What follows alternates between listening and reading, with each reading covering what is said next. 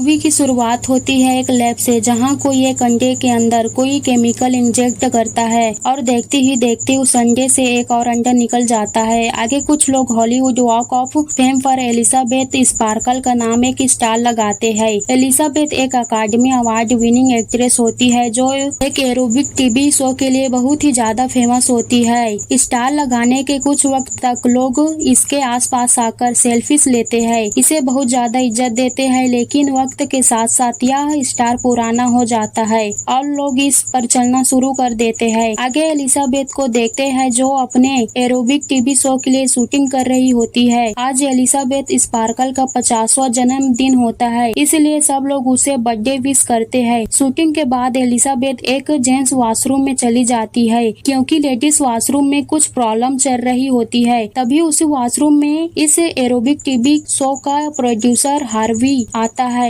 जो किसी से फोन पर बात करते हुए बोल रहा था कि मुझे शो के लिए कोई नई जवान लड़की चाहिए। यह बात एलिजाबेथ सुन लेती है और उदास हो जाती है क्योंकि उसे टीवी शो से निकालने वाले होते हैं। एलिजाबेथ शो के प्रोड्यूसर से मिलने जाती है तो बोलता है, मैं लोगों को वो देना चाहता हूँ जो उनको चाहिए। एलिजाबेथ अपने घर जा रही होती है और तभी वो देखती है कि कुछ लोग बिलबोर्ड से उसकी तस्वीर हटा रहे होते हैं। ध्यान भटकने के कारण उसका एक्सीडेंट हो जाता है, पर उसे कोई खास चोट नहीं आती। हॉस्पिटल में डॉक्टर उसे चेक करता है और एलिजाबेथ ठीक होती है, इसलिए वो उसे घर जाने के लिए परमिशन दे देता है। पर क्योंकि एलिजाबेथ को शो से निकाला जा रहा था, इसलिए वो बहुत परेशान होती है और रोने लगती है। तभी इसी हॉस्पिटल का एक नर्स, जिसके हाथ पर एक निशान होता है, वो एलिजाबेथ की रीढ़ की हड्डी चेक करने लगता है और फिर एलिजाबेथ को उसके कपड़े वापस देकर उसे जाने को बोलता है। एलिजाबेथ हॉस्पिटल से बाहर आकर अपनी जेब से हाथ डालती है। उसके कपड़ों से एक फ्लैश ड्राइव निकलती है जिस पर एक नंबर लिखा था। यह फ्लैश ड्राइव उस नर्स ने ही रखी थी और लिखा था कि इसने मेरी जिंदगी बदल दी। तभी वहाँ फ्रेड नाम का एक आदमी आता है जो एलिजाबेथ को जानता था और उसकी बहुत तारीफ करता है और उसे एक कागज के टुकड़े पर अपना नंबर लिख कर देता है। एलिजाबेथ घर आकर वो फ्लैश ड्राइव प्ले करती है, जिससे उसे द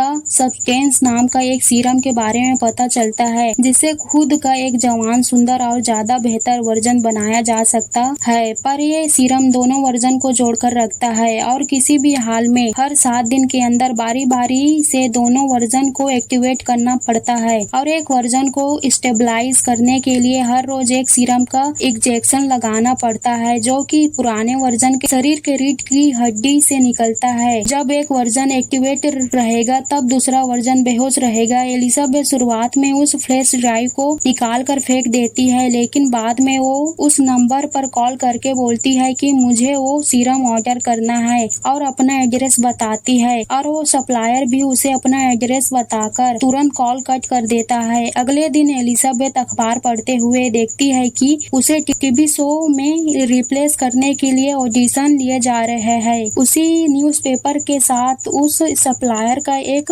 एनवलप भी था, जिसमें से एलिजाबेथ को एक लॉकर का नंबर मिलता है, तो उस सप्लायर के दिए हुए एड्रेस पर जाती है जहां एक कमरे में कुछ लॉकर बने हुए होते हैं। एलिजाबेथ अपने लॉकर से एक बॉक्स निकालकर घर ले आती है जो उस सप्लायर ने रखा था। एलिजाबेथ घर आकर उस डब्बे को खोलती है तो उसमें कुछ इक्विपमेंट्स होती है, जैसे कि एक सीरम और इंजेक्शन, जिसे सिर्फ एक ही बार इस्तेमाल किया जा सकता था। इसके साथ साथ स्टेबलाइजर किट, जिसमें खुद के नए वर्जन को हर रोज स्टेबलाइज करना था, जो भी पहले वाले वर्जन की रीढ़ की हड्डी से सीरम निकालकर, और दोनों वर्जन के बीच स्विच करने के लिए भी एक इक्विपमेंट दी गई थी और दोनों वर्जन के लिए खाना दिया गया था। एलिजाबेथ वॉशरूम में शीशे के सामने खड़ी होकर खुद को देखती है और कुछ देर सोचने के बाद वो सीरम अपने अंदर इंजेक्ट कर लेती है। कुछ देर तक तो कुछ नहीं होता, लेकिन फिर उसकी कमर को चीरते हुए एक लड़की बाहर आती है जो एलिजाबेथ का नया वर्जन होती है। वो कुछ देर तक अपनी खूबसूरती निहारती रहती है और फिर अपने पुराने वर्जन की कमर पर टाके लगाती है, जिसे फाड़कर वो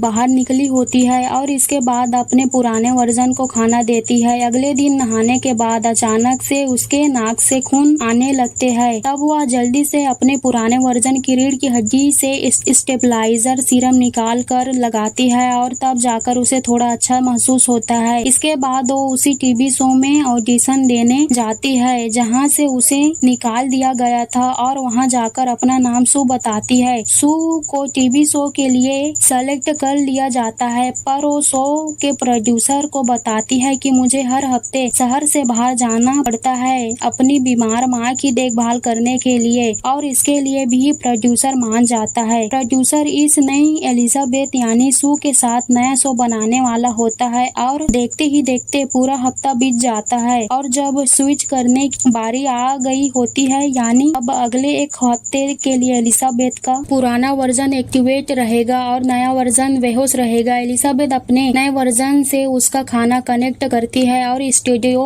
जाती है जहां वो प्रोड्यूसर उसे एक गिफ्ट देता है और फिर एक दिन न्यूज़पेपर के साथ उसे एक सप्लायर का भेजा हुआ एनुअल लेब मिलता है जिसमें लिखा होता है कि आपकी रिफिल किट आपके लॉकर में आ गई है। एलिजाबेथ रिफिल किट के लिए जाती है। अगले हफ्ते जब सू एक्टिवेट होती है तो वो अपने वॉशरूम का ही दीवार तोड़कर एक कमरा बना देती है जहां वह अपने पुराने वर्जन एलिजाबेथ को रखने वाली होती है। तभी शोर सुनकर उसका पड़ोसी कंप्लेन करने आता है, पर सू की खूबसूरता देखकर कंप्लेन नहीं करता, ऊपर से बोलता है कि कोई मदद चाहिए तो बुला लेना, मैं यहीं रहता हूँ। इसके बाद सू अपने पुराने वर्जन को नए कमरे में शिफ्ट कर देती है और एलिजाबेथ की पिक्चर्स भी घर से हटा देती है और आगे सू की टीवी शो की शूटिंग होती है जो सबको बहुत पसंद आती है। उसके पुराने वर्जन का खाना खत्म होने वाला था और उसे एक्टिवेट करने का वक्त नजदीक ही था, पर सू अपने नए दोस्तों के साथ घूमने फिरने निकल जाती है। उसी रात जब वह एक लड़के के साथ रोमांस कर रही होती है तभी उसके पुराने वर्जन का खाना खत्म हो जाता है और जब उस पुराने वर्जन को एक्टिवेट करने का वक्त होता है, पर सू लापरवाही में अपने पुराने वर्जन से स्टेबलाइजर सीरम निकाल कर लगा लेती है और फिर से रोमांस करने लगती है। स्विच करने के बाद जब एलिजाबेथ एक्टिवेट होती है तो देखती है कि उसकी एक उंगली डिफॉर्म होने लगती है और यह इसलिए हुआ था क्योंकि सू ने वक्त पर बॉडी स्विच नहीं किया था।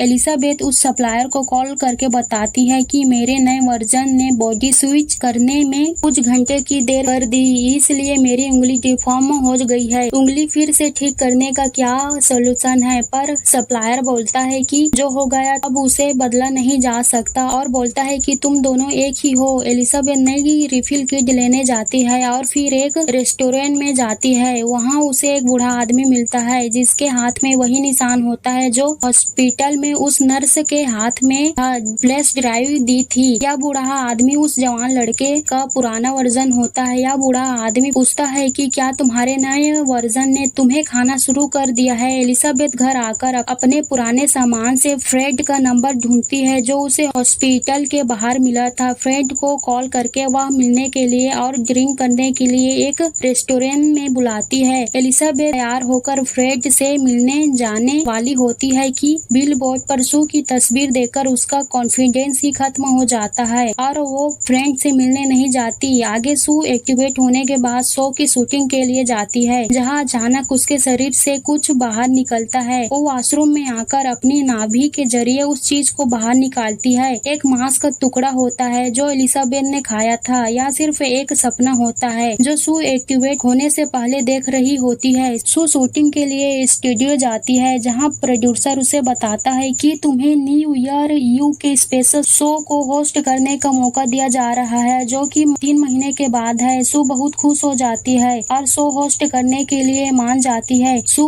हफ्ता खत्म होने के बाद भी काफी दिन तक स्टेबलाइजर सीरम निकालती रहती है जिसका असर एलिजाबेथ पर हो रहा होता है। बॉडी स्विच होने के बाद एलिजाबेथ एक्टिवेट होती है तो वह लगभग एक बूढ़ी औरत बन चुकी थी। सू के स्टेबलाइजर सीरम ज्यादा इस्तेमाल करने की वजह से उसे एलिजाबेथ की उम्र तेजी से बढ़ रही होती है। एलिजाबेथ अपने नए वर्जन सू से नफरत करने लगती थी और वह उस शीशे पर अखबार चिपका देती है जिससे उसे सू की तस्वीर दिखाई देती थी। वो सप्लायर को कॉल करके उसका सोल्यूशन पूछती है पर सप्लायर बोलता है कि किसी भी तरह आपका जवान रूप आपको वापस नहीं मिल सकता, पर अगर आप चाहो तो इसे यहीं रोक सकते हो और आपको आपकी बाकी की जिंदगी आपके इसी रूप के साथ जीनी पड़ेगी। पर एलिजाबेथ को यह मंजूर नहीं था। आगे बॉडी स्विच करने के बाद जब सू एक्टिवेट होती है तो वो एक ही बार में 3 महीने तक का का स्टेबलाइजर सीरम निकाल लेती है। 3 महीने बाद न्यू ईयर यू से एक रात पहले वो सीरम खत्म हो जाता है। उस वक्त सू अपने दोस्त के साथ होती है। सू और सीरम निकालने जाती है पर उसके पुराने वर्जन के शरीर से सीरम निकलता ही नहीं है। सू के नाक से खून बहने लगता है। वह जल्दी से सप्लायर को कॉल करके बताती है कि मेरे पुराने वर्जन से और सीरम नहीं निकल रहा है। सप्लायर बोलता है कि इसका मतलब आपके सारा सीरम खत्म कर दिया है, आपको दोबारा सीरम बनने तक इंतजार करना होगा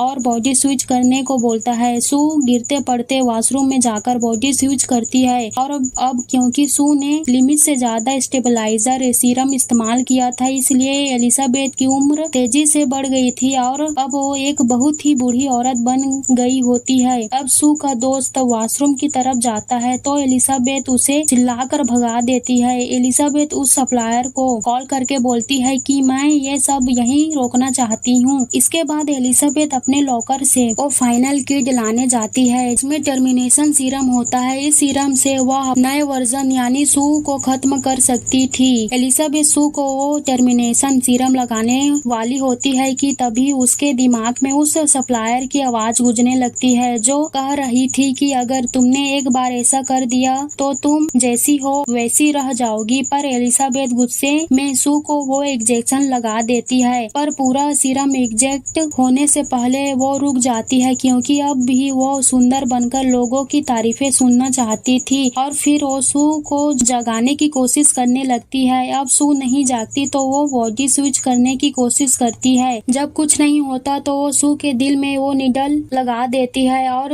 अब सू भी एक्टिवेट हो जाती है। पर जब उसे रियलाइज होता है कि एलिजाबेथ उसे टर्मिनेट करने वाली थी तब वो गुस्से में एलिजाबेथ को मार डालती है। इसके बाद वो न्यू ईयर यू के स्पेशल शो के लिए जाती है जहाँ अचानक उसकी तबीयत बिगड़ने लगती है। वो जल्दी से वॉशरूम जाती है जहाँ एक एक करके उसके 3 दांत टूट जाते हैं। तभी उसे याद आता है कि वह एक्टिवेशन सीरम थोड़ा सा बचा हुआ है। वह तेजी से अपने घर की तरफ जाने लगती है पर स्टूडियो से निकलते हुए लिफ्ट में उसका एक नाखून और कान कट कर गिर जाता है। सू जल्दी से घर आकर बचा हुआ एक्टिवेशन सीरम लगा लेती है पर क्योंकि वो सीरम एक ही बार इस्तेमाल किया जा सकता था इसलिए इस बार सीरम का बुरा असर होता है और सू की कमर खींचते हुए एलिजाबेथ और सू का एक हाइब्रिड वर्जन निकलता है। यह हाइब्रिड तैयार होकर और अपने चेहरे पर एलिजाबेथ के चेहरे का मास्क चिपका कर न्यू ईयर यू के स्पेशल शो पर जाती है जहां माइक के पास जाकर उसके चेहरे से वह मास्क गिर जाता है। उसका चेहरा देखकर सब लोग उसे मॉन्स्टर बोलते हुए इधर उधर भागने लगते हैं। तभी एक आदमी बेसबॉल बैट से उस पर वार करता है जिससे उसका सिर धड़ से अलग हो जाता है और उसके दोबारा से बढ़ते हुए शरीर से सब जगह खून ही खून हो जाता है। एलिजाबेथ का यह हाइब्रिड वर्जन स्टूडियो से बाहर आता है और गिर कर बिखर जाता है। तब उस तबाह हुए शरीर से एलिजाबेथ का चेहरा उसके उस हॉलीवुड वॉक ऑफ फेम वाले स्टार पर आकर रुक जाता है जहां वह आसमान की तरफ देखते हुए स्माइल करती है और पिघल जाती है। अगले दिन एक सफाई करने वाला उस स्टार को साफ कर देता है और यहीं ये मूवी खत्म हो जाती है।